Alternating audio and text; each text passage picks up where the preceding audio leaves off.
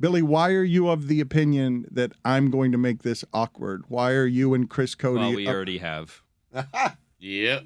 Why I don't understand why it is that you guys think I'm going to make this awkward. I mean, you're not a big fantasy guy. We are big fantasy guys. We love Matthew Berry. We love his information. You auto-drafted your way to a fantasy football championship. I mean, there's a lot of things at play here. We should start there with him, honestly. How do you feel about the auto drafter in a fantasy league? He Matthew hates Berry? it. I mean, he has to. Well, you guys are of the belief that I'm not going to like what this person does for a living as an entrepreneur who has crafted an amazing career out of getting to the numbers before everyone else. You just said it. See, they want to ask Matthew questions about like who should we start and things like that, and you want to ask Matthew questions about his career and things that are happening in his life, and those are two very different shows, Dan. Like, I have Lamar Jackson QB1 on my fantasy team, and I need to know how to replace him, and that's not information that you're interested in, but that's the info that we're interested in. I also think that that's not very good audio for the listening public that doesn't care about fantasy the way that you do. However,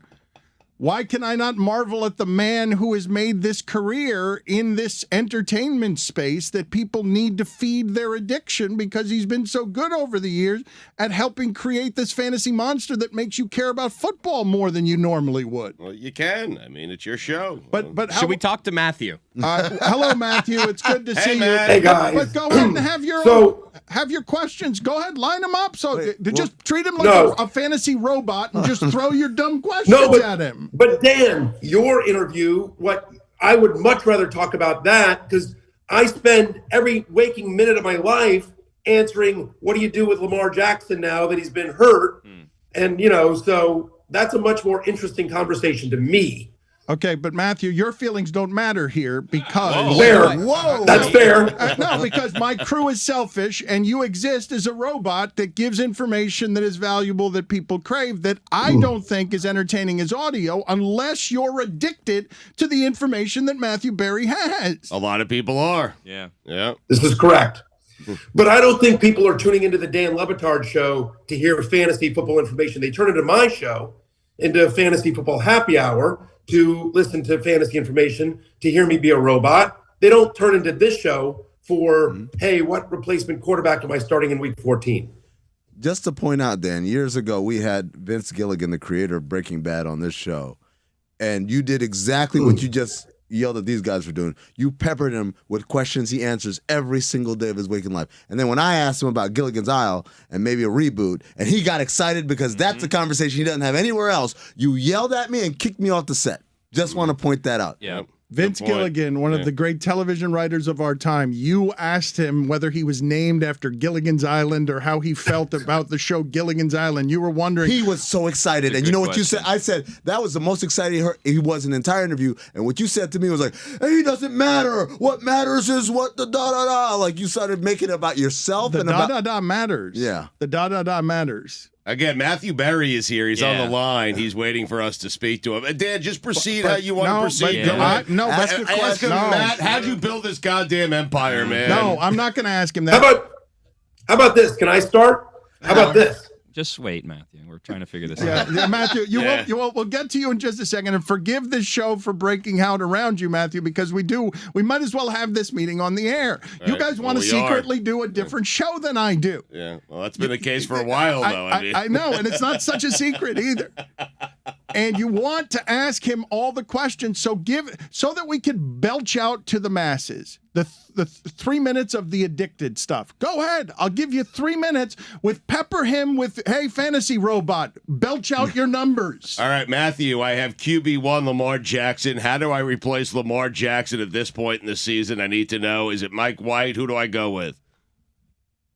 I think Mike White is viable. Obviously, it depends on the size of your league and how competitive it is. Jared Goff's available in about 50% of Yahoo leagues. At least he was yesterday before waivers went through. He would be my favorite. I do think Mike White is somewhat legitimate. They're 9.5 dogs to Buffalo this week. Buffalo is actually, believe it or not, a bottom 12 pass defense over the last month. So I do think Mike White will put up numbers this weekend. I think Tyler Huntley could be okay. He's had at least 40 yards rushing in all 6 games that he's played over the last 2 years with over 50% of the snaps that he's played. When he's played over 50% of the snaps. So Huntley has a reasonably high floor due to his rushing. It's an ugly year for quarterbacks, but those would be my top 3 guys that are out there on waiver wires to replace Lamar Jackson. But I think it's going to be a week-by-week thing. Harbaugh said it's not season-ending. It's weeks, not days, but unlikely to play this week, but there's a chance next week. So we'll see how that all progresses. TMR, why is it that Josh Jacobs is so good this season? Like, there was no indication that he was going to be good whatsoever. Now he's the best fantasy back in football. That's one of the most insane stories in the of the fantasy year. I faded him in the preseason. Everyone faded him in the preseason, including Josh McDaniels and the Raiders. This is a former first-round pick that they did not pick up his 5th-year option. And in the very first preseason game, the Hall of Fame game, we were like, that's the game where you rest your starters. Derek Carr, Devontae Adams, Hunter Renfrow, Darren Waller, they're all on the sidelines. And Josh Jacobs gets almost the majority of the work in the first 2 series with all the scrubs. And you're like, oh, man, they don't like Josh Jacobs. They're just throwing him out there. And yet, on an offense that really a lot hasn't worked, Josh McDaniels always had a really good run game in New England, but he used multiple running backs. And he's decided to just ride Josh Jacobs. So Jacobs may be motivated by the contract situation and just getting massive volume on the Raiders has produced in an incredible way. And he's been a top 5 fantasy running back for, much of the year and probably the number 1 running back in fantasy over the last month. Man, I wish Lamar Jackson could play hurt the way Matthew Berry is right now. For Football Night in America on Sunday, would you say you're probable or questionable? Wow. I am probable. I'm probable. It just sounds bad. I feel okay. I've been speaking a lot and it just sounds bad. I know what it is. It's that everyone comes up to this man and makes him belch out 45 seconds of information. He's talking too many places. The football machine is insatiable. He needs to have more information than everyone else, and he's going to blow out his voice. Yeah.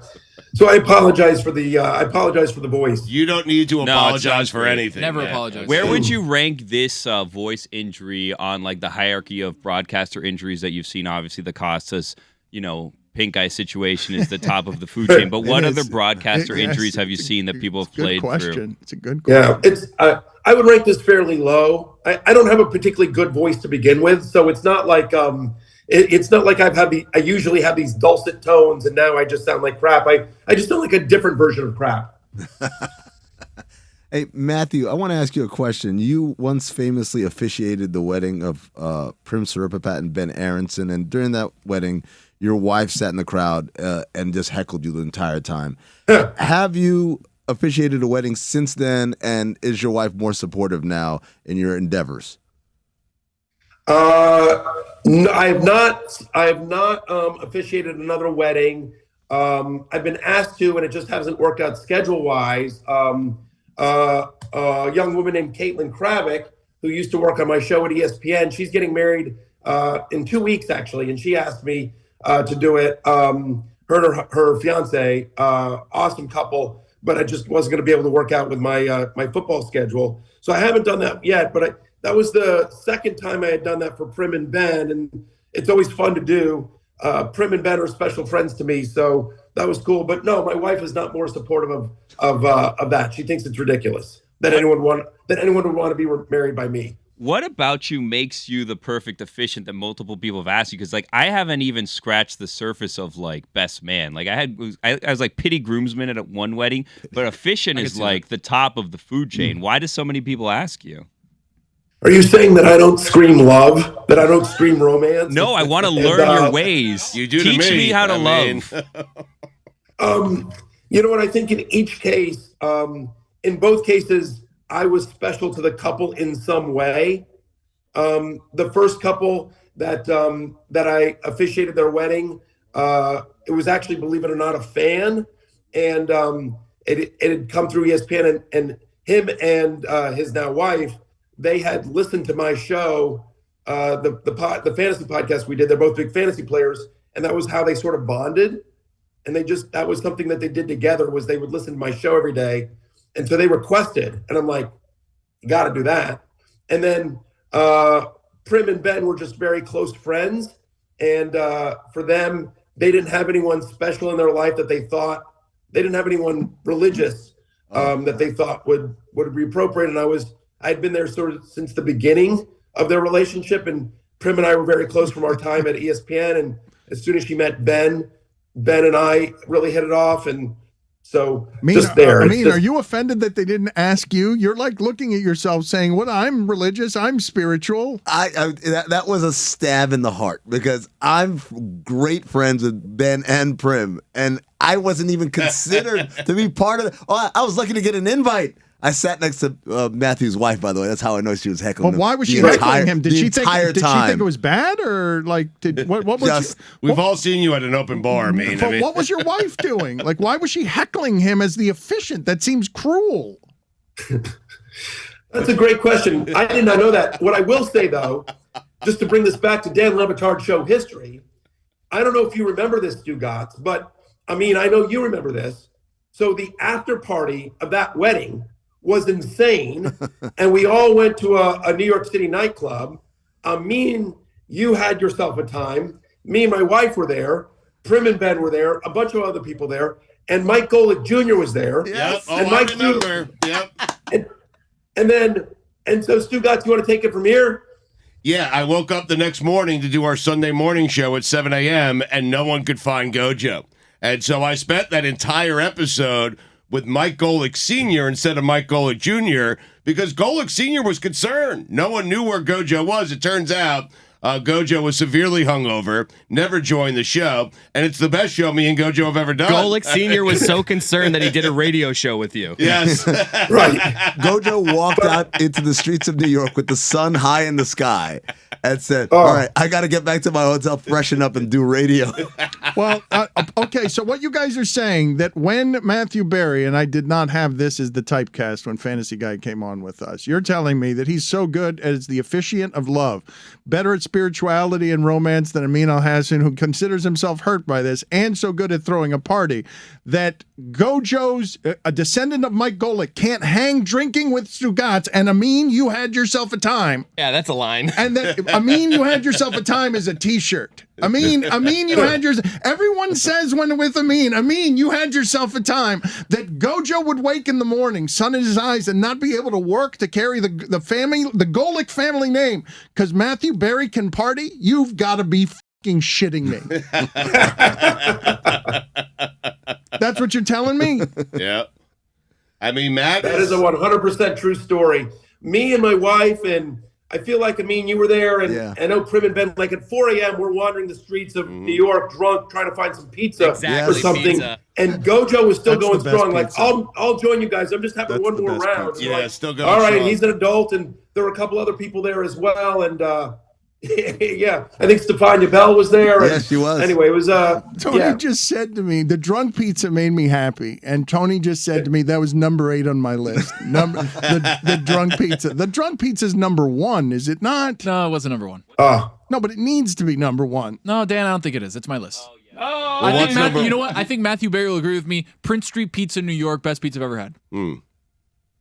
Well, I will say that at that moment, it was the greatest pizza I'd ever had. Right. I mean, Any pizza when you're is, drunk and desperate and you find pizza, it's the greatest pizza you've ever had. It's the old Eddie Murphy routine. Like you're in a desert and they give you a cracker. It's the greatest cracker you've ever had in your life, right? Is this a saltine? Wait, Matt. No, it's a Ritz. Matt, at 4 a.m. and you're stumbling around and you're hammered. Are people still walking by you and asking fantasy questions? Yes. I mean, I've been, I have a very specific fan group, and the people that are fans, are really into it. And so I've been asked for fantasy advice like 8 million different places, everywhere. I want to do this. I want to sign you up to a new deal. Shit. Now that he has free agency, now that he left for NBC in July, he appears weekly on Football Night in America and hosts a daily fantasy football and sports betting show on podcast. On Peacock, excuse me. I want to actually hire him. Drunk Matthew Berry joins us to give fantasy Has advice. To be hammered. Yeah. and love advice. There you go. I'm in. I'm down. Matt, last time me and Billy spoke to you, you were headed to Jay-Z's draft, okay? I mean, everyone wants Matthew Berry at their draft. How did that go? And does Jay-Z reach out to you on a weekly basis asking for fantasy advice? Not on a weekly basis, but yeah, we talk a handful of times during the season. Sometimes when he gets trades, he likes to bounce them off me. So we'll go through that and everything like that. But I talk to, but you know what, the truth of the matter is he doesn't need my help. It's just more about, and there'll be times where I say like, oh, you should do that trade. And I'm like, no, I'm not doing it. So this seems like but cheating. The draft went well. You know what? Jay-Z's being an asshole about this. That's no. Yes, no, it is. Like that's cheating. Like play your own league. He's got access. But play your own league. Well, you did it on auto draft. Yeah, but in fact, that's the opposite of calling Matthew Berry. No. The story I told on Stupidity is that I got invited to the show, and I've actually told it on this show. Actually, I think when you weren't there, Dan. So I'll tell abbreviated version of it. But in essence, I got invited to Jay-Z's draft by somebody else in the draft, a guy named Mike Kaiser, who's the president of Atlantic Records and longtime friend of Jay's. And so when I show up, I'm a surprise to him. And when I walk in, there's another guy, like, you know, the crowd sort of reacts, the league sort of reacts, and they recognize me. And Jay says, Barry, get over here. And I'm about ready to walk over to him. And then this guy named Irv start going like, no, Matthew, you stay right there. Hove, you don't bring Jordan to a pickup game. You don't bring Jordan to a pickup game. Screw you, Hove. So they're going back and forth, awesome. Yelling at each other. And I don't realize at the time that the Irv that's speaking is Irv Gotti. Murder Inc. Irv Gotti, right? You know, the legend Irv Gotti. I just think it's this loud guy named Irv. And so they're going back and forth and yelling at each other. And, you know, Jay's like, sit the fuck down, Irv. And Irv's like, shut the fuck up, Hove. Barry, get the fuck out of here. And Jay's like, Barry, don't you fucking move. You get over here. And so they're going back and forth. They're all yelling and everyone's having fun. And so, like, I'm there for like 5 minutes as they argue back and forth. And I'm feeling my oats and everyone's having fun. So I decided to join the fun. I'm like, yeah, Irv, sit the fuck down. And the whole room goes silent. Oh my God. The whole room goes silent. No, miscalculation. And I'm just like, oh God, what did I do? You know what I mean? And if I'd known at the moment that that's Irv Gotti, like, there's no way I would have done that. But the whole room goes silent. I mean, that seems like that goes without saying. Right. We know that this in your inner you is not most maximum gangster. We know this. No, thank you. Exactly. That's the kindest thing. That's the kindest way to say that, Dan. Exactly. Like I am, you know, I'm in a universe that I never expected to ever be in. And so you could hear a pin drop and I'm like, I immediately like internally cold sweat and like, oh God, what'd I do? And felt like 2 minutes, but after probably like 15 seconds, Irv goes, all right, Barry, you're okay. You can stay. And so ever since, and so I think bringing it back to this story, I think Jay enjoys tweaking them because it bugs them that we have a little bit of a relationship. So that's just, I think I would never want to speak for him, but my impression is I'm telling you, Matthew, I'm telling you that you are a status symbol for Jay-Z. Yes, what are you talking about? Of course. He can get the guy who's at the top of the game, he runs him out and gives fantasy information to crush his friends. You're whatever, you know, you're a chain, you're a status symbol for Jay-Z. Well, I'm flattered to be so, and you know, listen, it's good to be Jay-Z. What can I tell you? Yeah. Who would you say were you most surprised by that asked you for fantasy information, and also the strangest place where someone has asked you that most caught you off guard? So, I mean, Jay-Z is certainly one of them. I mean, I would say Jay-Z just because I didn't know he played fantasy football, you know, and then I knew who I was. We interviewed on my show this year. We interviewed Doug Emhoff, the second gentleman, Kamala Harris's husband, and he requested to be on our show, or his staff did, because he's a big fantasy player. So that was weird to me that like somebody who's in the White House, somebody who's like, you know, whose wife is a heartbeat away, wanted to talk fantasy football. He plays in a 30-year league with his son. So that was, very surprising, obviously, and flattering. And the strangest place, Dan, pretty much everywhere. I mean, I've been like, you go to concerts. I've been at a urinal. I remember being at a Springsteen concert, and I'm at a urinal, a public urinal, and some guy turns to me and goes, "Hey, listen, for my flex on Sunday." But never shitting hand. Matthew Berry shitting in there. Yeah, never when you were in a public knew bathroom. Matthew Berry was in a stall shitting, someone would ask him a fantasy question. Oh yeah, but that's never happened. I won't do that in public. I'm not it would happen. I'm not if a you public did. pooper. Starter shit. That's what I. Yeah. There are two people in the world. You would agree, right? People who will use a public restroom with no compunction, and people who think those people need to be adults who can control their bowels. Yes. The other one is this happened this year. We were at a I was at a funeral. My wife and I, a family friend, had passed away, and so we're in the receiving line to view the body. Oh no! Right, we're at the. Oh no! And I'm standing there. No. And a guy turns to me and says, "Hey, no. So you really like Jalen Hurts this year?" No. Oh my God. And I said, "What?" And I turned to him and said, like, dude, we're at a funeral. Yeah. And he goes, and he goes, yeah, man, but he goes, listen, next Tuesday he'll still be dead, and I've got a draft. It's a great point. So what do you think of Jalen Hurts this year? Plus, that person loved fantasy football. Yeah. Yeah, I was waiting for you to say. I'm just like, I like Jalen Hurts this year. He's right or not. Yeah, I do. I was waiting for Matt to say it, then the guy says, "That's my brother. Don't worry about it." It's like the brother of the deceased.